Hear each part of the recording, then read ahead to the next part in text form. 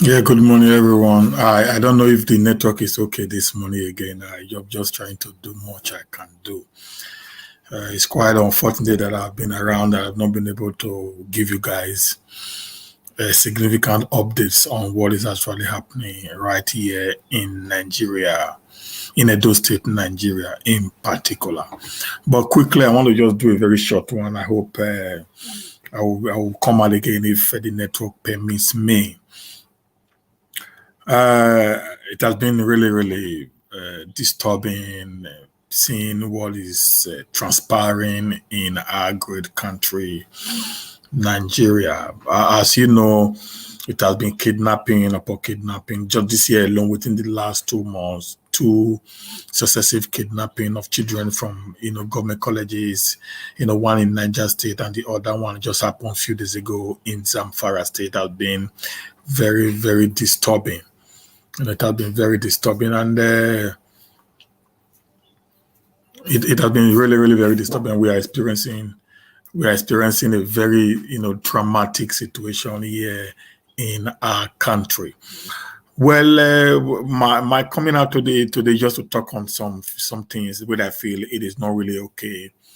From the angle of the federal government of Nigeria, in the way and manner, some of these issues are being treated.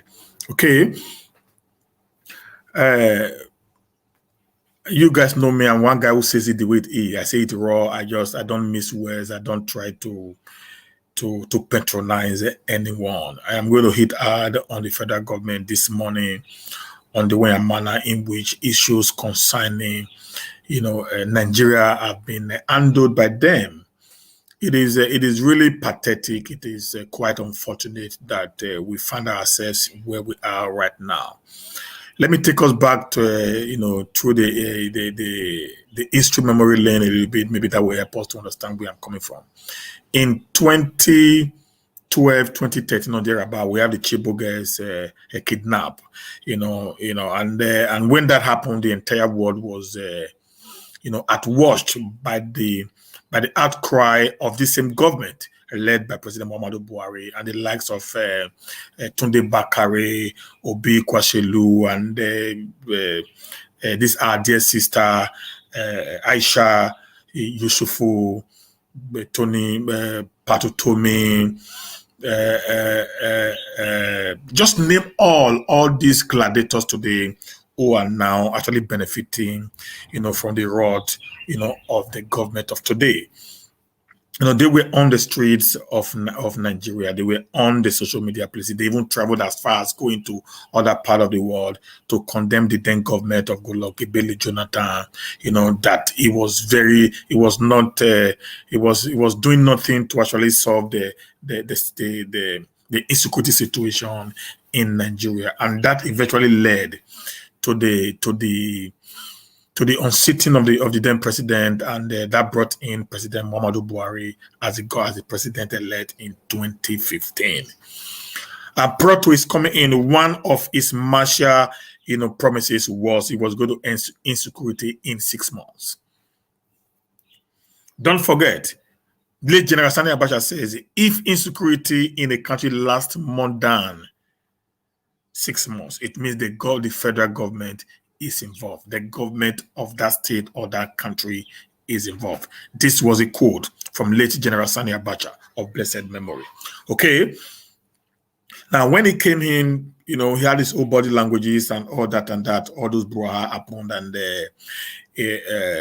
there was some relative peace for some few months, and after that, they came up. Now there was it's no diving, there was not a separation or a fraction, as you may call it, of the Boko Haram.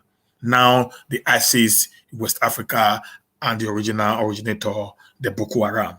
Okay, now it went further. We now have the killer herdsmen, and we now have the one is now called the bandit. Okay. Now, from one group of people called the Boko Haram during the reign of Goodluck Jonathan, it has now, snow dived into 4 dangerous terrorist organizations in one country. We now have the original Boko Haram, who started in 2009, 2010. We now have the ISIS part of it. We now have the Fulani herders, and we now have what we call the bandit. Okay, between 2015 and 2021, there have been series of attacks on schools. I'm not talking about kidnapping people on the road. No, I'm not talking about kidnapping people in their houses. I'm talking about kidnapping school children that were put under the custody of the federal government. These parents actually had so much regard and respect, believe on the government. They asked their children to stay under the tutorship, under the stewardship of the federal government. Now, we have the Dapshi girls that were kidnapped. We have the Kankara boys that were kidnapped in Castina. We have the one that was just kidnapped in Niger. And now we are having this recent case of over 300 students, girls that were now kidnapped in Zamfara state. This is becoming worrisome. It is becoming very troublesome. And the worst part of it is the government of the day is doing absolutely nothing to salvage the already failed security situation. Rather, they come out to defend the insecurity in the nation. Lai Mohammed was speaking a few days ago and he said, Nigeria is not exclusive of the kidnapping, that it is a world trend, that he has witnessed one or twice in the United States of America last year. And I began to wonder, which part of the United States of America that such an act actually happened?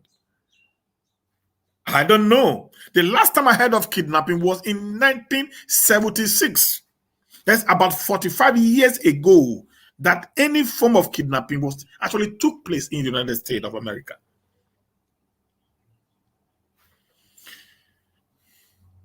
The kidnapped victims were rescued. The kidnappers were caught and they were charged to court for kidnapping. And at the end, they were sentenced according to the law of the United States of America. Yeah, we know insecurity is all over the world. Yes. But how do you manage to curb the spread? That's what makes the difference. The other guy, they call it, what's his name? Sheikh Gumi, went to the bandits in Niger State and he came out and made a very, very unpatriotic statement indicting the Christian soldiers in the Nigerian army as the ones killing the Muslim bandit in the forest. This Sheikh Gumi forgot that bandits are criminals. Criminals does not have a religious coloration. Criminals doesn't have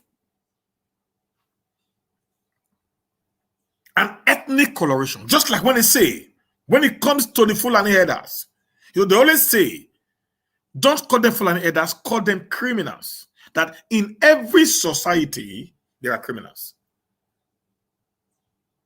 I don't know how the Sheikh Gumi wants the soldiers, whether the Christian soldiers or the Muslim soldiers, I don't care right now, how he wants them to treat these guys who are actually creating havoc, committing untold hardship on the Nigerian populace.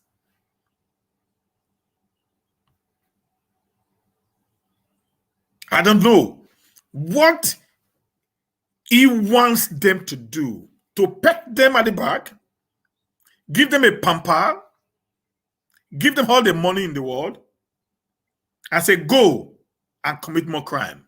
and come back for more pay. I don't understand. What was the yardstick of his action or his statement, inciting religious and ethnic violence in the nation? The government of President Muhammadu Buhari kept mute, said nothing, do nothing, at nothing, as if nothing ever happened. People always say that I am one guy who supports Nnamdi Kanu. I do not support him. But look at it. If it was Mazi Nnamdi Kanu that actually made this statement that Sheikh Ahmed Gumi made, I am very sure, I am very optimistic that his head would have been demanded for right now by the government. Do not forget, yesterday around 2 p.m. along Lagos-Ibadan Expressway, Sunday Ibabo, the Yoruba gladiator and activist, was ambushed by over 40 soldiers, DSS, and police in order to arrest him. For what? Nothing. All he did was to give an ultimatum for this marauding, rampaging, killer headers in their forests to vacate Ibadan and the entire Southwest at large. That was his crime. They came in a commando style to pick this young man up yesterday. But whereas bandits are being asked to be given a blanket amnesty, let me explain to you what the word blanket means. The Sheikh Ahmed Gumi is telling the government to give them an amnesty without no condition.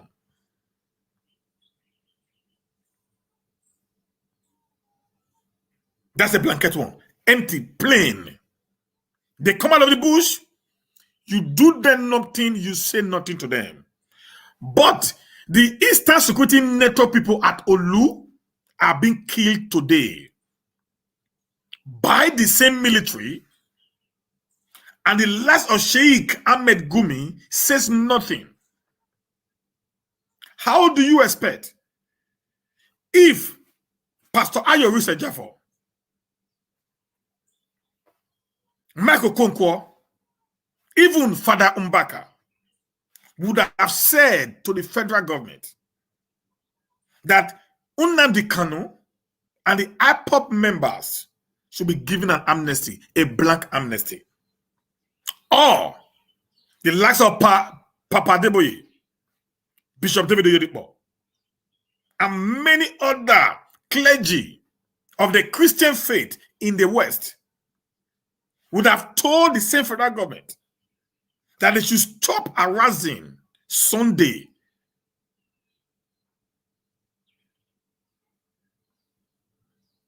Iboho. What would the federal government have said?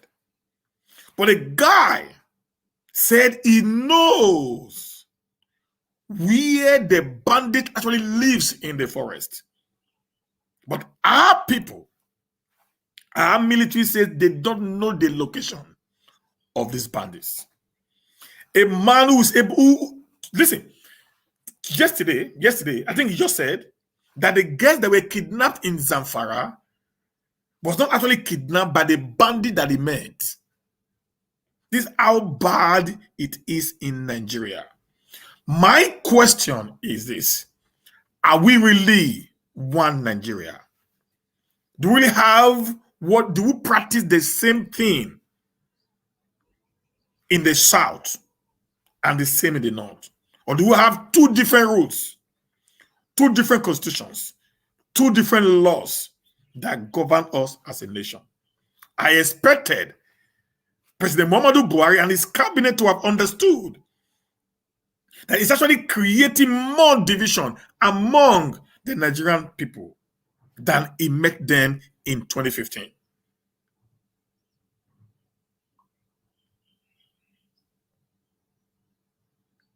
You can't kill one who have not taken arms against the government or haven't taken arms against anybody within their territorial areas. But you leave those who perpetually, continuously creating havoc, committing untold hardship on the people where they actually live in.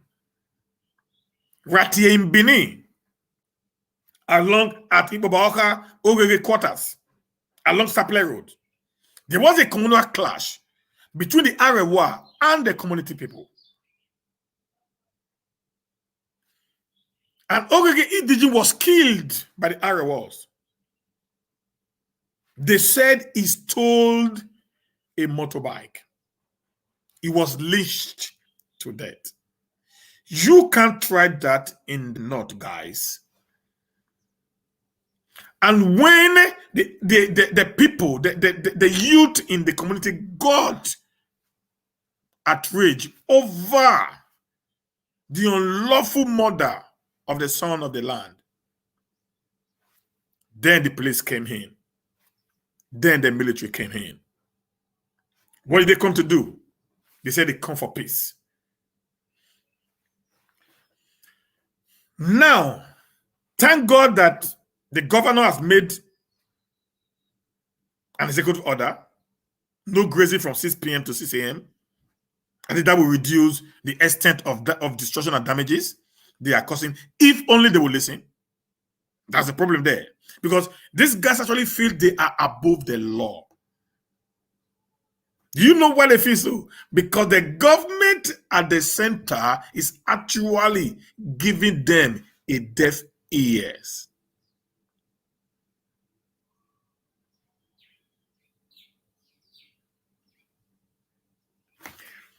The government is not doing anything to salvage the ugly trend of insecurity. Why? Because the government is ethnocentric in nature. I am not apologetic over this, sir. There is a level of ethnic collusion. That was why Bala Mohammed, the governor of Bauchi, could say openly that the killer Hesme had the right to carry an AK-47 as a protective mechanism against cattle rustlers and other social devices. My question to Bala Mohammed, the governor of Bauchi, still is this: what are your people doing in the forest? Bala said, the forest does not belong to the state. Therefore, it actually belongs to the federal government. And as a Nigerian, you have the right to stay anywhere. I remembered in Kano State, an Iboma shop of beer were destroyed by the Haba, security network of Kano State. What 200 million naira worth of alcohol were destroyed. I also remember another woman from the West who a test went out that they were going to have a sex party at a hotel or a lodge. Within 2 hours, the state government has actually demolished the entire building. If we actually lives like one, if we can live wherever we are, why do you have to deprive those who takes delight or who their religion or where they come from allow them, give them permission to do some certain things. But when they are in your locality, it is against your rule. It is against your belief. It is against your religion. They can't do it. If they do it, you take the laws into your hands and you react. But when they come to the South, it becomes the country for all. Then they have the right to do whatever they want to do. And if they are being threatened for whatsoever reason, they have the right to carry an AK-47, unlicensed AK-47, to defend themselves. But we from the South, we can't even take a double barrel or a pump action to protect ourselves.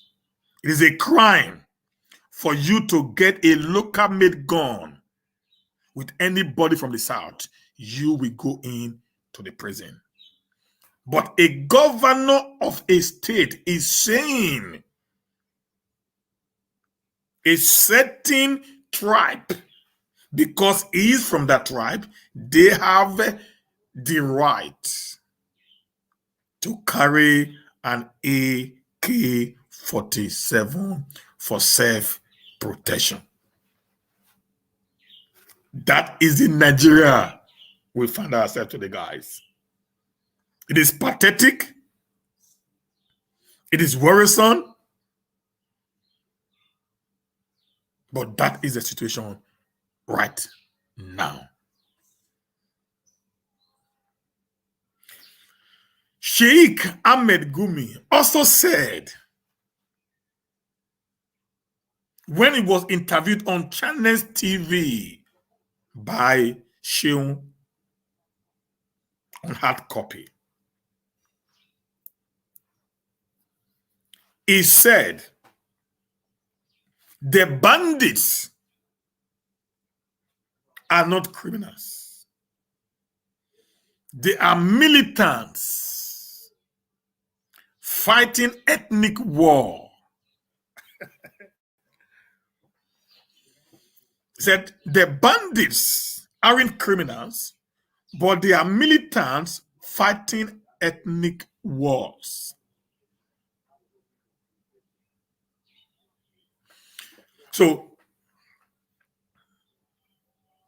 he said what is happening today is that these guys are actually protecting themselves. And she will ask him a very important and very technical question. Are the people they are kidnapping, are they actually the people that got them offended? And he made a very pathetic, unapologetic reply or statement. He said, the issue is this: when a community attacks a Fulani man, that these people will go for a revenge. So Sheikh Ahmed Gumi is actually promulgating, encouraging jungle justice. But when a Sultana decides to take laws into their hands, the law will come hard on them. Someone was in a national television expressing high level of disunity in a nation that is already disunited.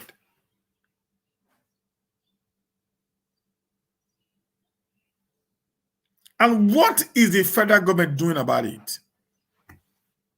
They say nothing, they do nothing, they act nothing. And it's becoming very worrisome to people like us.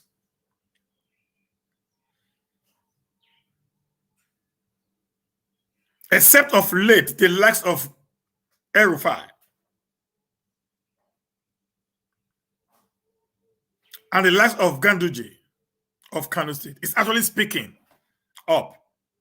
Apart from that, Sam Otom of Benue.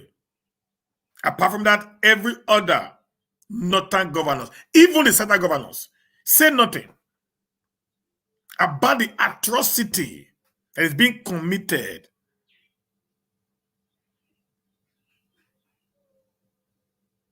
by these people.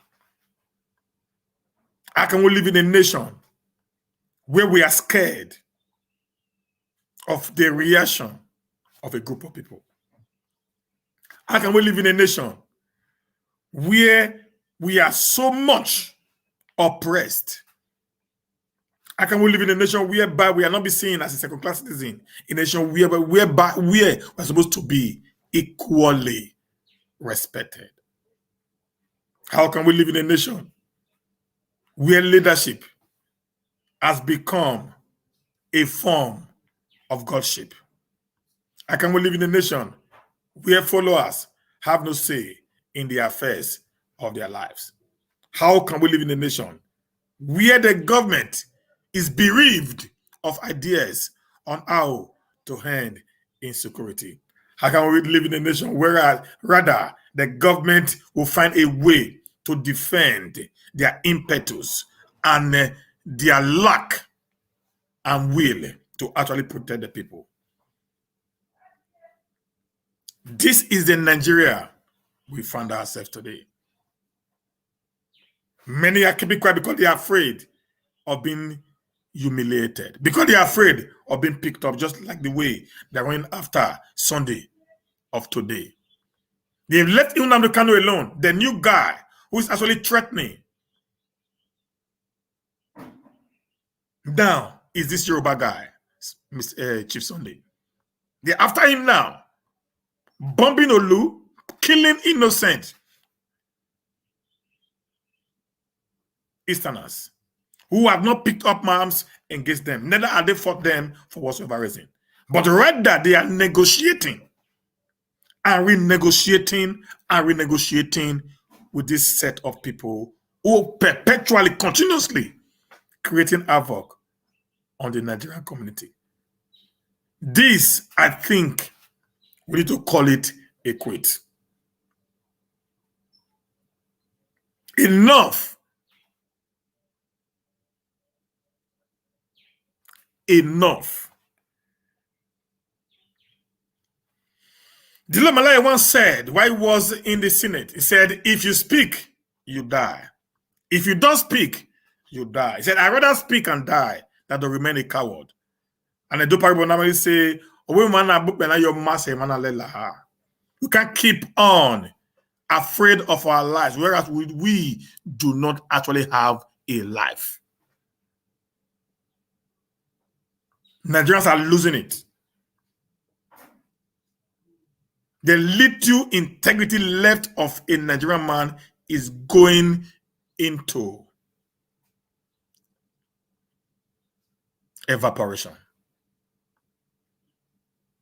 In Nigerian, I've been here for some time now. Let me tell you, many Nigerians today do not even believe in themselves alone. They have been so much brainwashed through hardship, threat, stress, and all that they do not even believe in themselves anymore. We can't continue like this, guys. You live abroad. The country you live in was fixed by people. Many run to Ghana today. Many years back, even I think during the time of this man, 1983, we had the Ghana must go slogan. Today, Nigerians run to Ghana. People took the decision to make Ghana who Ghana is today.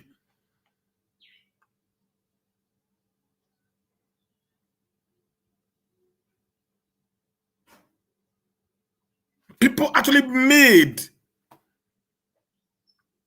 Ghana to be who Ghana is today.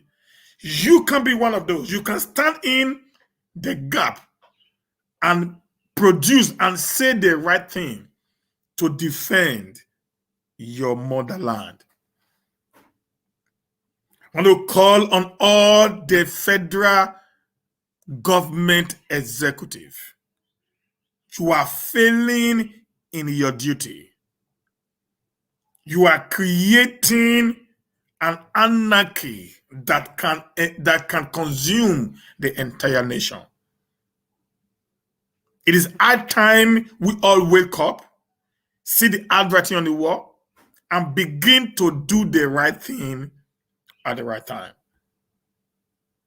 If you say we should stop calling them Fulani herdsmen, I will suggest and advise you declare them terrorists and criminals, and they should be treated as such. If you say we should stop calling them bandits, they are not actually bandits. Bandits are just mere criminals. But these guys are terrorists masquerading as bandits. Bandits do not kidnap. They steal from people. Bandits go into a community, steal goat, yams, and that's what they do. They go into their caves again and eat. Then when they don't have food again, they come out again. That's what bandits are. But these guys have taken kidnapping as a lucrative business since the government of the state actually pays so much to rescue the children. They know right now that Nigerians are so poor that if you pick up a Nigerian guy, you might not be able to get money to rescue to set himself free. But if you pick up children who have been under the custody of the government, millions, hundreds of millions of naira will appear from nowhere. I was told, I don't know how true it is, that the victims of the Niger State kidnap actually got the kidnappers actually got, the bandits got 800 million naira. That's 0.8 billion.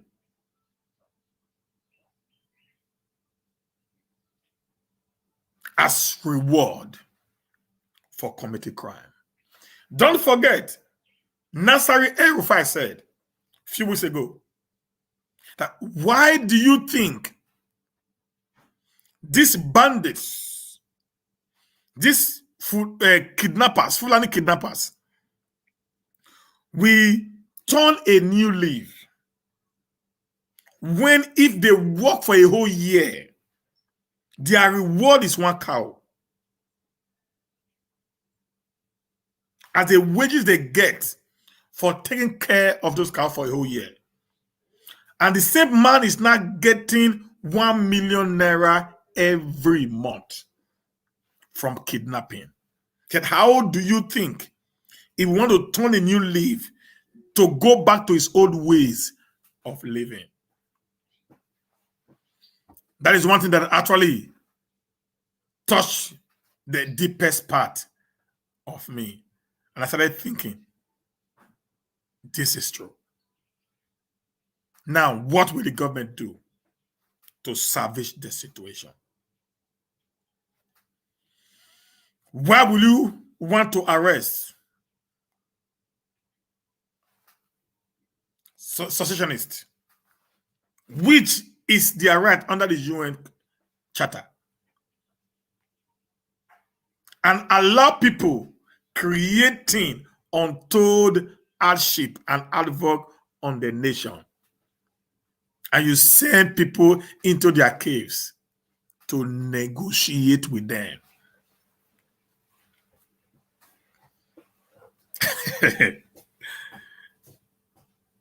Any Southerner, I promise you, any Southerner that is actually supporting the ash law on Olu in the East Any Southerner, whether from the east, from the west, or from the south, is an enemy of the South. Any Southerner. Have you ever seen any Northerner talking against the atrocity happening in the North?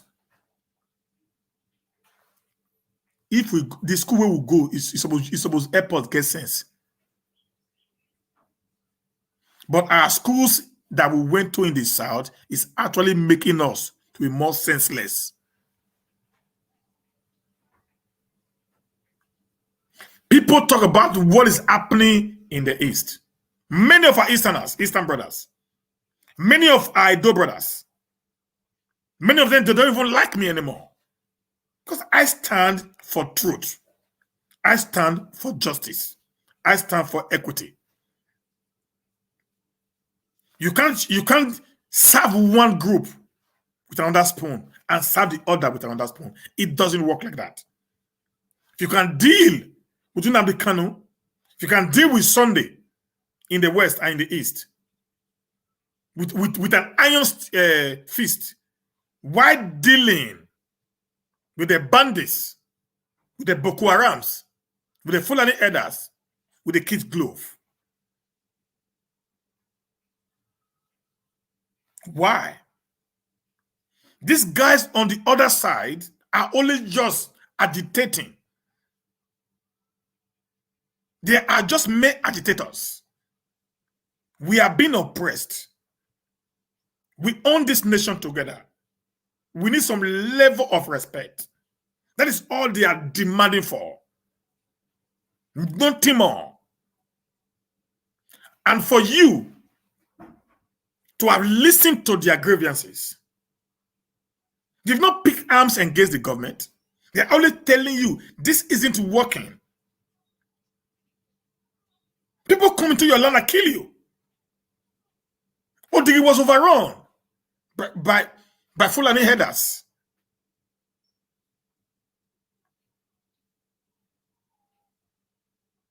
Oza was overrun by Fulani headers. Obaseki was there to go and see the people. They overran the entire community. When the people, if the people that will decide to raise up militants to defend themselves, the government will come hard on them. But when this group of people going around killing people shamelessly, senselessly, they will be tapped at the back with a blanket amnesty. I don't even know what that means anyways. An emissary will be sent to their caves. An emissary will be sent to their caves.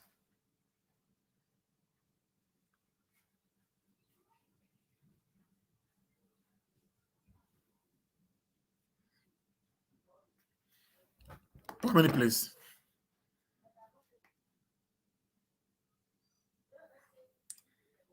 No, an emissary will be sent to their caves to go and plead with them.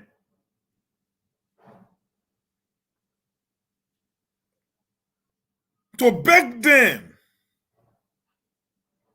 not to kill us. And do you know when you begin to beg someone who is killing you not to kill you, it will take advantage of that weakness of yours and continuously threatening you with death anytime he wants something from you.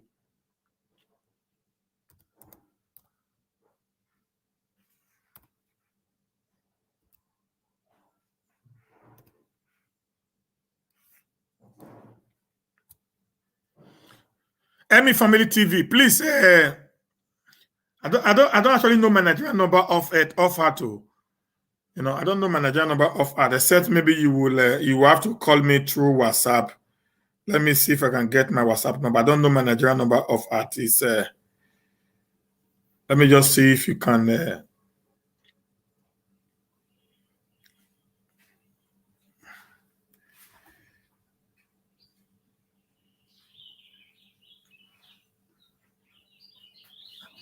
That's what I'm trying to do now. I'm trying to, I don't have all this is offered, guys. Just 1 minute, please.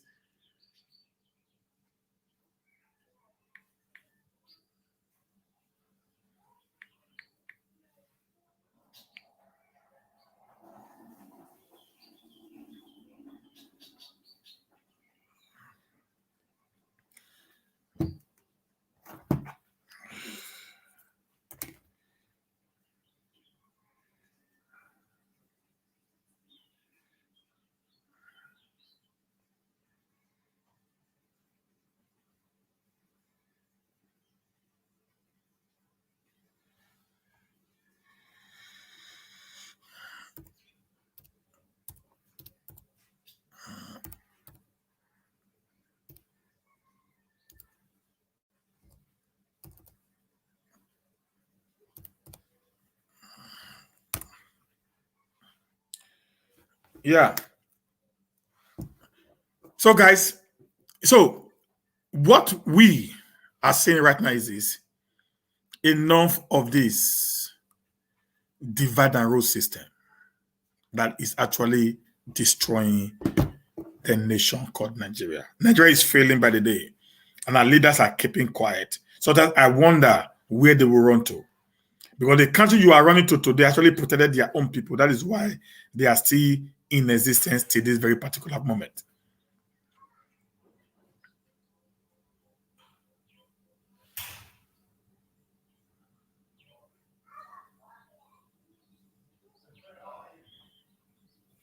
So I'm going to read the news to you now. We'll just read the news to you quickly with time. This is Nigeria. Everything is on the run. Okay, guys. Now, this one is Islamic cleric Gumi. Niger secondary school government meet bandit in forest appeal for release of abductees.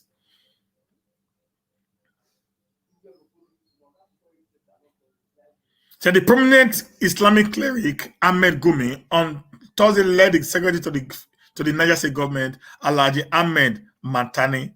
The secretary to the Niger State government went to the bandits. A security operative to a meeting with some suspected bandits in the state. If it happens in the south, the government of the south will ask the federal government to kill the people. If it happens in the south, the southern governors will ask the military to exterminate, eliminate their people. But here, you have the SSG to Niger State government going into the forest with Ahmed Gumi to negotiate with the bandits. Hear this. Shari Padagada that the delegation met with the armed men in Tajina Forest, a border town between Niger and Kaduna State. Now, the Nigerian military knows their location, but they don't care. They're not going there. Do you know why? It is part of the plan. The development comes 2 days after government adopted 27 students and workers of Government Science College, Kangara, Niger State. The cleric, while suing for peace, reportedly preached to the government and urged them to release all the adoptees. Gumi told the bandit that they had legitimate concern and that the federal government should look into ways of providing reasonable means of livelihood for them. Who does that for us as Southerners? We work tirelessly to earn a living. We also, on the streets of every nation of the world, to earn a legitimate living. We never get an handout, either from the state government or the federal government. We also also believes, and we use this slogan, you're going into crime is not as a result of hunger, but it is the mindset that you created. Now, speaking during the visit, the leader of the group, Dago Jide, promised Gumi and others that all those kidnapped, even the name of the leader of the bandit is known. The name of the leader of the bandit is known. Promise Gumi and others that those kidnapped either directly by the people or by people it could influence will be released soon. Jide also showed the delegation an entire community said to have been raised in a military bombardment and corpses dumped in wells. Other members of the group separately narrated their ordeal, frustration, and why they resorted to banditry. They said they only accepted the invitation because they were told it was Gumi. It was one of a series of meetings the Islamic cleric has had with suspected bandits to broker peace deal with them. Gumi had earlier in the month met with bandits across forests in Zamfara State, appealing to them to drop their arms. But a few days after, 300 Zamfara students were kidnapped. In January, over 400 bandits reportedly agreed to lay down their weapons in Kaduna after he struck a peace deal with them. So this is one of the news that we have today. It is pathetic that Nigeria has become a laughingstock. You know, they said Metiala Frashon backed Bauchi governor on carrying AK-47.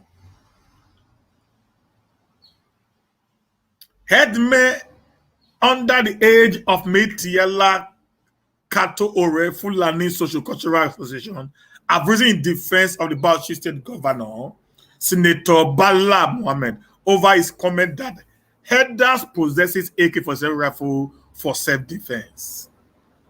The comment from the Bauchi governor has incurred wide criticisms and condemnation from Nigerians. The National Secretary Metiala Kato Ore, Mr. Salem Hassan, described the Bauchi State headsman as the only lone voice among his peers in the north in defense of Fulani pastorists being persecuted across Nigeria. What is persecution? You don't talk about the destruction being created by these pastorists.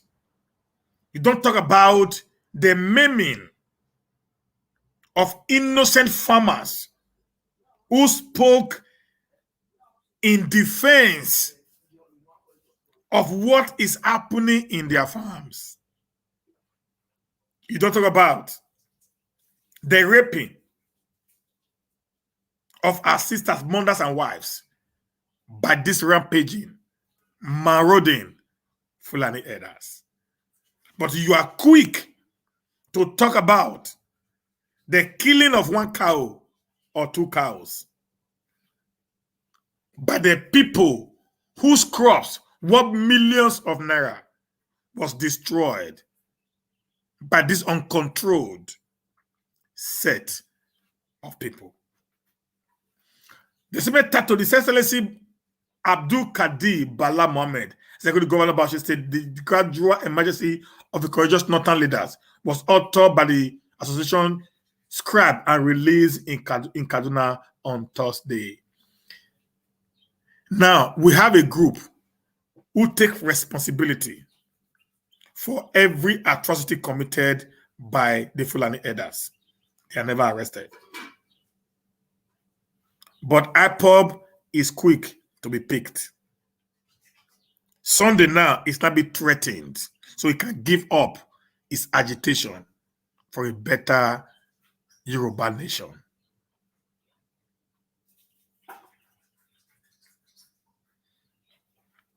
But the Fulani organization carpeted Governor Samuel Oton of Benue over his perceived hatred for the Fulani race, saying that ultimate achievement in office in 2015 to his impoverished citizen was his anti-open grace law in the state.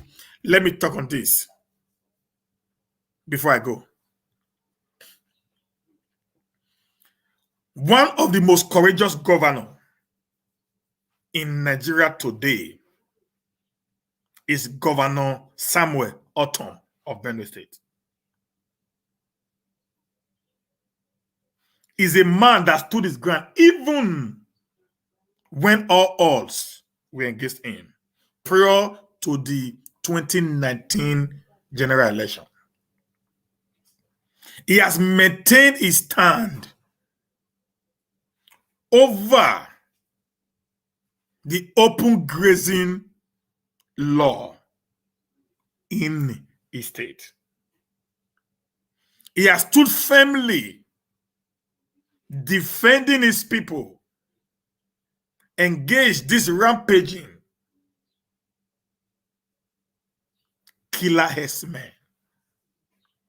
He had refused to shift ground despite all the threats that he had received in the past and up to tomorrow. He had maintained that he will continually defend his people until he leaves office. And do you know one thing about these Métis people? Any Southern or Middle Belton who is standing for their people is perceived to be an enemy of the state. They want everyone to actually surrender to the dictates and wills of the Northern Caliphate. You know, I did a video some time ago. What Ahmadu Bello said after Nigeria got independence in 1960. That the Nigerian state is an estate of their grandfather, Usman Dan Fodio. He also said the Middle Belt are being used at will, while the South is a conquered territory. So that when you see these guys operating, you start wondering, where are we going? We call them Hausa Fulani. Let me say very shortly, guys. The difference between an Hausa man and a Fulani man. The Hausa people actually owns the North before the invasion, the Jihad war of the 15th century by the progenitor of the Nigerian Fulani, the Usman Dan Fodio. Okay, guys? So, the Nigeria that we have today is not working. It is going backward, and our leaders are keeping quiet. One thing they don't understand is this. The nomadic Fulanis do not have a home. They are homeless. They are landless. They have nothing to protect. You, as a Southerner, you, as a Middle Beltoner, you have everything to protect. If you keep quiet, said any man that keep quiet in the face of oppression will be under the shackles of the oppressed, of the oppressor. If we continually seal our lips, say nothing and do nothing, we continually being under the bondage of these people. My advice is this: despite whatsoever that is happening, it is better we speak out, say it the way it is, don't miss words, let the world knows that Nigeria is under siege. We are being encompassed by terrorists who are planning to take over the nation.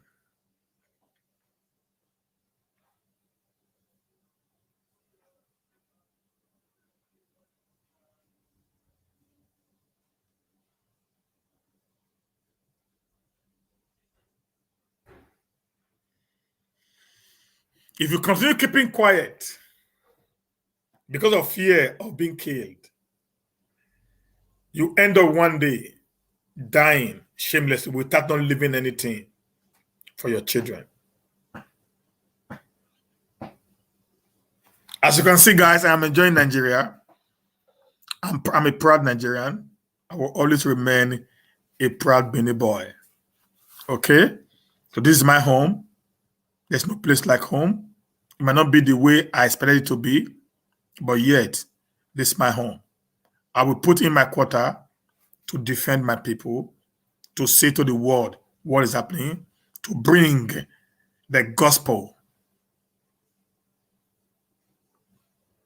of development to my people. Don't give up yet, guys. We can stay. The only thing I am begging the South is let the South start thinking ingenuism. The division among our people is destroying the fabric of the South.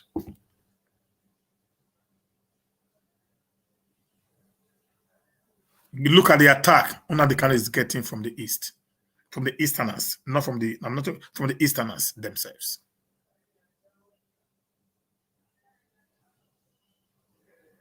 Whereas these guys are there doing all they can do to undermine the power and the territorial independency of the South.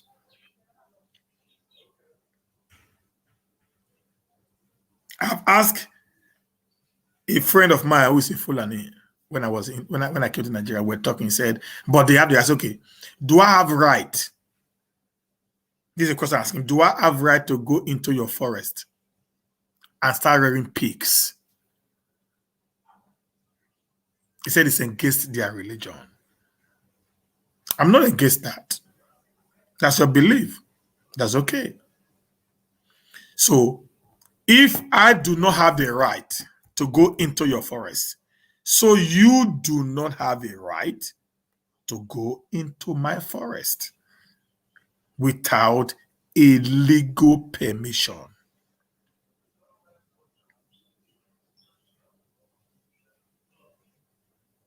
Nobody wants to see it because we are all afraid of being arrested. We are all afraid of being victimized.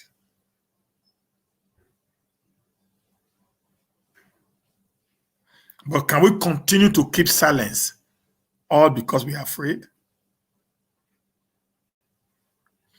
If this nation is not working as a nation, we can divide. I don't know why it's difficult for some people to just believe this. If the West are saying, we don't need these people, the East are saying, we don't need these people, the South agitated for the same thing. Guys, the government should wake up, see the handwriting on the wall, and take a very decisive decision. We can actually divide. We go our separate ways. Let peace reign. The USSR divided into bits and bytes. Today, they are living happily. we can also do same. If we feel we are not one nation. Right now, we are it one nation. We are it one nation. The truth must be told. We are different people, different nations, different thinking, different ideology. That is why it is difficult after 60 something years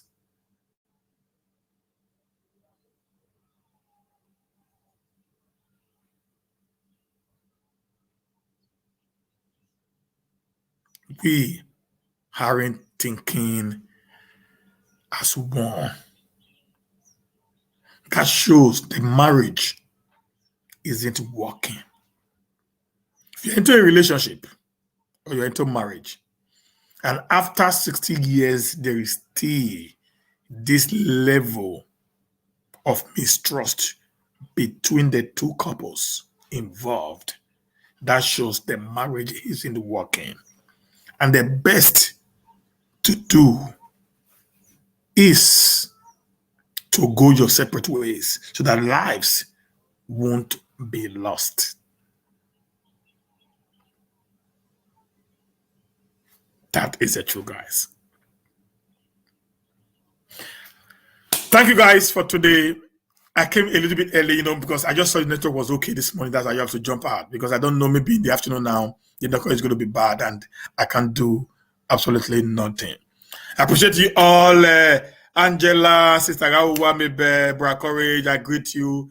MD Edusa, I greet every one of you today. Emmy TV, I greet you all. My brother Frederick, I greet every one of you. Hope to see you tomorrow again if the network permits me. I love to be out every day, but the network isn't giving me that chance at all, guys. It's messing me up. Okay, but I believe strongly, sooner or later, I'll be at my base again, and you guys will get me every day, one or twice in a day, and I'll be giving you updates upon updates. God bless you guys. I appreciate you all. Thank you for this morning. I love you guys. See you later today if the network actually permits. I need to take a bow right now. Thank guys, and have a blessed day.